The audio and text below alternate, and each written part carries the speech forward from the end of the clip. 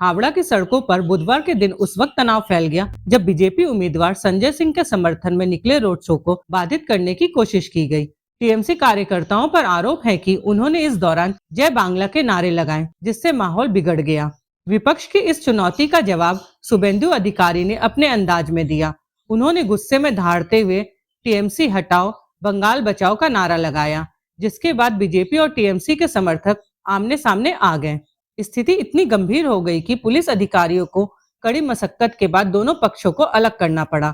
हावड़ा में इस वक्त पुलिस मुस्तैद है, लेकिन सियासी पारा अभी भी कम नहीं हुआ है। बंगाल चुनाव से जुड़ी हर बड़ी हलचल के लिए जुड़े रहे हमारे साथ और देखते रहे हॉटलाइन न्यूज। পুলিশের জন্য হচ্ছে বালির ওসি করছে, আমরা এই ওসি সাসপেনশন চাইছি। আমি এফআইআর করতে বলেছি প্রার্থীকে, ভিডিও দেব।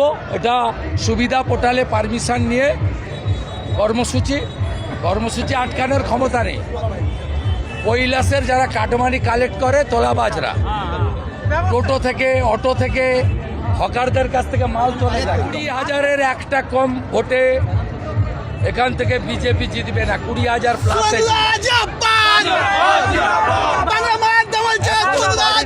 ভর্তি চারদিকে সাফ হয়ে যাবে। এরা জানে না 4 তারিখের দুপুরটা এদের কাছে কি, এরা জানে।